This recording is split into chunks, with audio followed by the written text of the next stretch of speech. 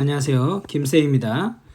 오늘은 ERP SCM이 끝나고 나서 재고관리 쪽으로 넘어왔습니다. 그래서 단원이 2단으로 넘어간 거고요. 이제부터는 재고관리 쪽으로 강의가 진행이 되고, 재고가 끝나면 구매 자재, 나중엔 무역 쪽으로 넘어가겠습니다. 자, 재고관리 개요. SCM은 앞에가 좀 약간 딱딱하고 그럴 수밖에 없었던 게, SCM이라는 내용이 추가가 된 지 얼마 안 됐어요. 이 ERP라는 자격증 자체가 기업에서 요구하는 사항을 계속 업데이트하다 보니까 가장 최근에 이론에서 들어간 내용이 SCM이라고 보시면 됩니다. 그러다 보니 내용이 좀 많아졌고요. 그 다음에 좀 딱딱해요. 그리고 그 SCM이라는 내용은 거의 물류관리사에서 나오는 내용하고 비슷하게 들어왔습니다. 그러다 보니까 들으실 때도 약간 어색하고 좀 약간 어려웠었는데, 이 재고 쪽으로 넘어오고 나서는 그래도 좀 재밌는 부분이 많이 있어요. 이 재고라는 거를 좀 알아보시면 좋은데, 이 재고 관리에서 재고는 미래의 생산 또는 판매 수요를 충족하고 그를 위해서 보유하고 있는 자원을 우리가 재고라고 부릅니다.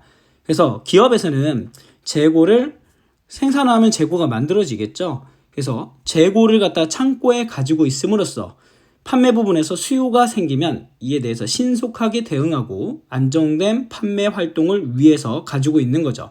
왜냐하면 판매를 해야만 기업에서는 수익이 생기니까요. 근데 또 여기서 문제점이 생겨요.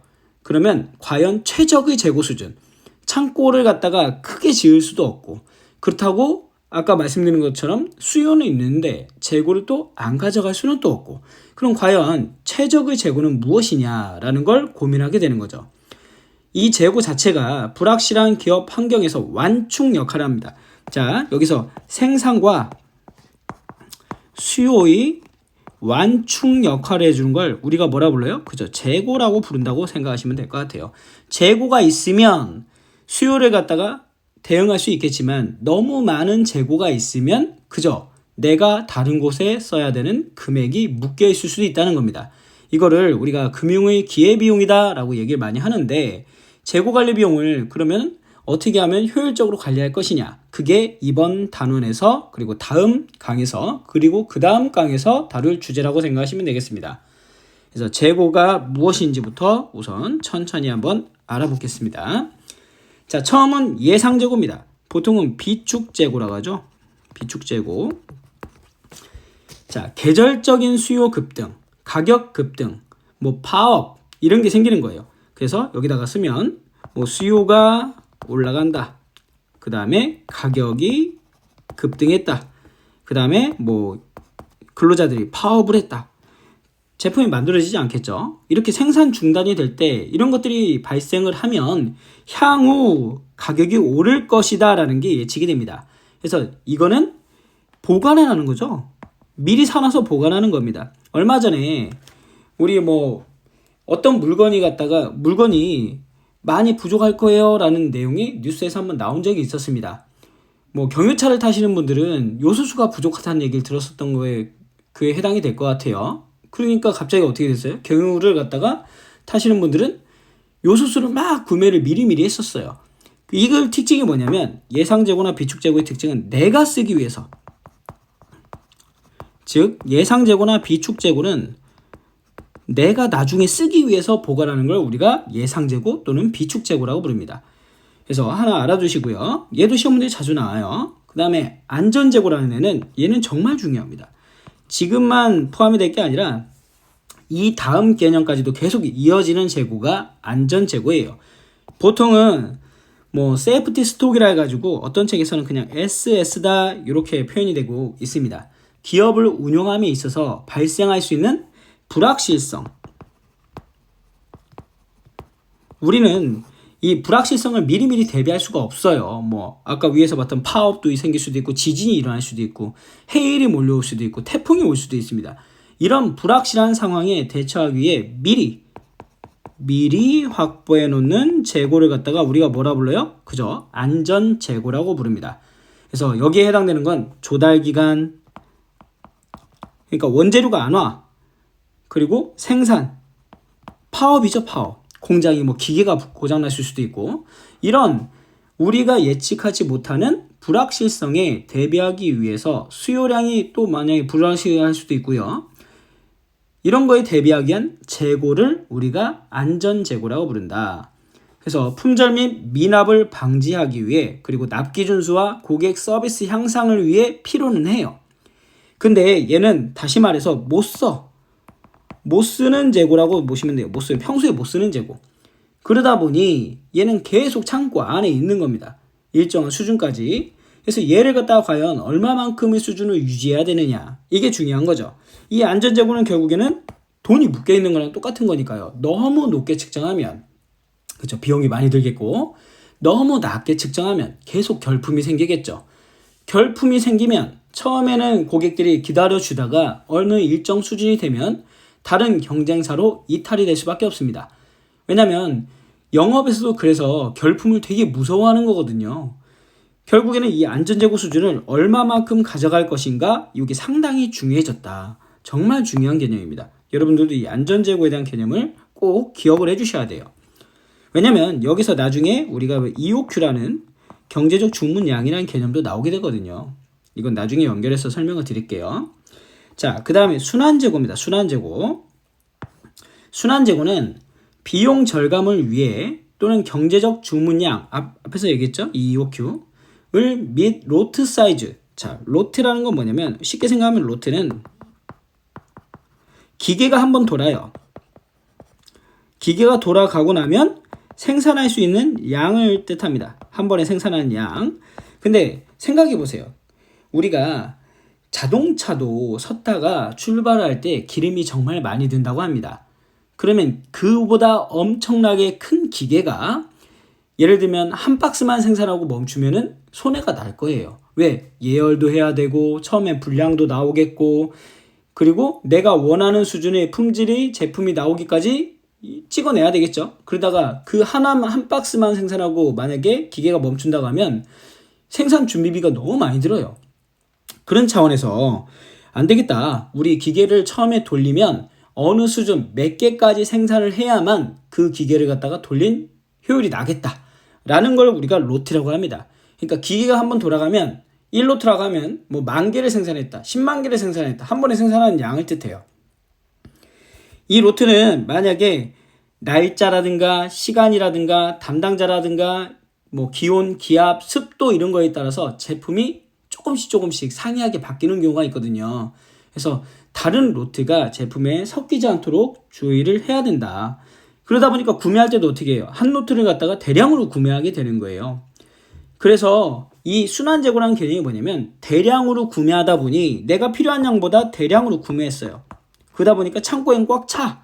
근데 이게 소비가 천천히 된다는 거죠. 판매는. 그래서 이게 다시 발주가 들어가는 수준까지 오려면 일정 기간이라는 게 소요가 되더라. 이 기간이 다음에 또 발주가 또 이만큼 들어가고 또 소요가 되고 또 발주가 들어가고 또 소요가 되고 하다 보니 일정 기간이 반복된다. 주기가 반복되는 걸 우리가 뭐라 불러요? 그죠? 순환재고라고 부릅니다. 그래서 여기서 순환재고는 그런 뜻이다. 그다음에 마지막 파이프라인 재고인데 이건 다른 말로 수송 중 재고라고 부르기도 합니다. 재고 비용을 부담하여 내가 이미 돈을 낸 거죠. 산 겁니다. 돈을 주고. 그러다 보니까 소유권은 이미 나한테 있어요. 근데 그게 아직은 내 창고에 들어온 게 아니라 운송 중에 있는 겁니다. 운송 중에 있다는 거는 긴 수송 기간, 조달 기간을 갖게 된 거죠. 그래서 이동 중에 있는 재고인데 내 거다 보니까 오고 있는 거죠. 오고 있는 거. 그래서 이렇게 오고 있는 재고를 뭐라 부른다? 파이프라인 재고라고 부릅니다. 보통은 뭐요? 정유회사에서 많이 쓰고 있는 용어죠. 오고 있다. 이 네 가지가 다 중요해요. 예상재고, 비축재고, 순환재고, 파이프라인 재고. 정말 중요합니다. 한 문제 꼭 나온다. 자, 재고 관련 비용인데 여기도 중요합니다. 이 뒤에부터는 계속 나오는 게 계속 나와요. 출제 빈도가 너무 높다는 얘기죠. 그리고 이 재고 관련 비용들은 여기서만 중요한 게 아니라 생산에도 연결이 돼요. 생산에도 연결이 된다. 왜냐면 물류 이전 단계가 제조, 생산이거든요. 자, 그럼 비용을 한번 보면 재고 관리 목적을 달성하기 위해서는 적정 재고 수준이 중요하다고 아까 얘기했어요.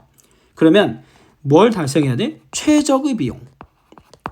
그죠? 최적의 비용을 찾아내야 돼요. 최저 비용이 아니라 최적 비용이에요. 최적 비용.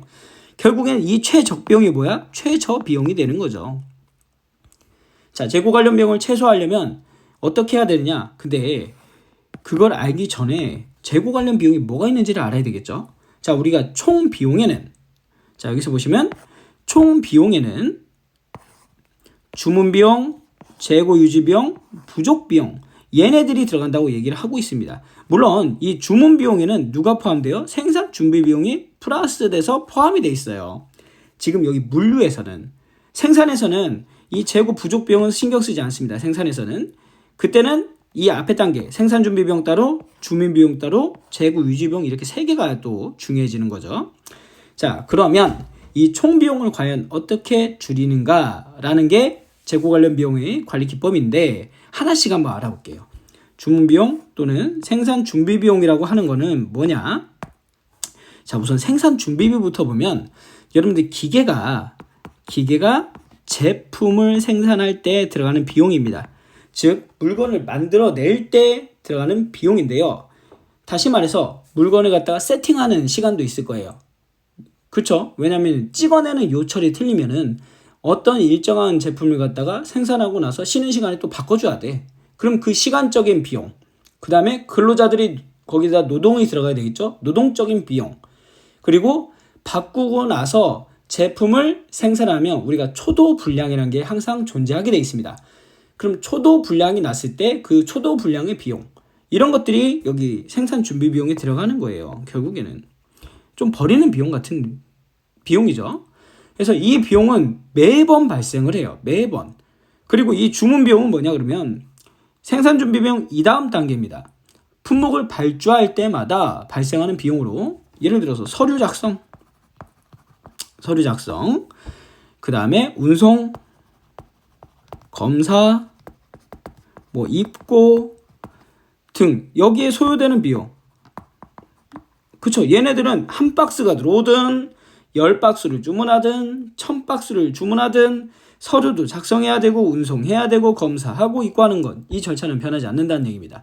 그래서 얘는 거의 고정 비용이라고 생각하시면 돼요.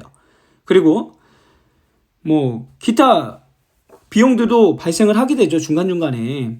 그리고 만약에 우리가 직접 만들어냈다 그러면 아까 우리가 말씀드렸던 생산 준비 비용이 여기서 들어가는 거예요. 이제 생산 라인을 변경해야 되고 공구를 교체해야 되고 기타 작업을 준비해야 되고 공정이 또 지연되고 등등 이런 인력과 시간에 대한 손실 비용, 이런 것들 우리가 생산 준비 비용이라 부른다. 물론 물류에서는 이걸 그냥 통틀어서 주문 비용으로 치는 경우가 많이 있어요. 문제 자체에서. 이 비용은 수량에 관계없이 항상 일정하게 들어가는 고정 비용이다. 그래서 만약에 내가 1회 주문량을 로트 사이즈를 크게 했어요. 이게 무슨 뜻이냐? 로트 사이즈 1회 생산량을 크게 하면, 그쵸, 그 비용이 여기 수량에 나눠서 분배가 되다 보니 수량이 많으면 많을수록 체감이 되겠죠. 전체적인 금액은 변하지 않지만 개당 금액은 낮아진다는 얘기입니다. 단위당 비용이 감소하는 효과가 있더라 라는 게 이 주문 비용의 특징이다. 그 다음에 재고 유지 비용은 쉽게 생각하면 창고 생각하시면 돼요. 창고 비용 이렇게 기억하시면 좀 빠를 수도 있습니다. 품목 구입의 금액에 대한 보통, 그리고 창고 비용인데 문제에는 또 희한하게 나와요. 뭐라고요? 자본의 기회비용이다. 즉 재고가 창고에 쌓여 있다 보니까 이 자본을 갖다가 다른 데다 써먹지 못한다는 얘기예요. 결국에는. 그래서 어떻게 해요? 창고 시설 이용, 유지, 그 다음에 뭐 보험료, 그리고 보관 비용, 도난 비용, 그죠? 도난 감소 비용 등등 이런 비용들이 창고 안에, 뭐 파손, 감모 손실 비용도 마찬가지예요. 이런 것들도 다 여기 재고 유지 비용이 들어간다. 자, 그 다음에 재고 부족 비용은 뭐냐? 이 부족 비용은 엄밀히 따지면은 물류보다는 누가? 그죠? 유통이 좀 무서워하는 비용이라고 보시면 됩니다. 결품이죠, 결품. 자, 이걸 갖다 우리가 백오더라고 부르기도 해요. 즉 백오더는 무슨 뜻이냐면 주문이 들어왔어. 주문이 들어왔는데 물건이 없어요. 물건이 없다 보니까 주문이 다시 되돌아갔다는 얘기입니다. 즉 결품 났다는 얘기죠. 이 결품이 난 게 재고 부족으로 인해서 발생되는 기회비용을 얘기하는데 납기 지연, 그 그 다음에 판매, 기회 상실. 또 뭐가 있을까요? 거래처. 거래처가 기분 나쁘겠죠. 신용이 떨어집니다. 또 그쵸, 제일 중요한 거 고객 상실입니다. 고객 상실. 즉 고객들은 이제는 기다려주지 않아요. 왜? 경쟁 업체들이 너무 많다 보니까 기다리다가 안 되면 그냥 딴 데로 가버리면 된다는 얘기예요. 그래서 이런 것들 때문에 결국에는 이 세 가지 비용을 중요하게 여기고 관리를 해줘야 되는데, 이 세 번째 비용은 특히 물류 쪽에서 조금 신경을 쓰기보다는 영업 쪽에서 많이 신경 쓰는 비용이다. 그렇게 보시면 됩니다. 시험 문제는 뭐 셋 다 비슷비슷하게 나와요. 근데 부족 비용보다는 주문 비용과 재고 유지 비용이 좀 많이 나오고 있고요.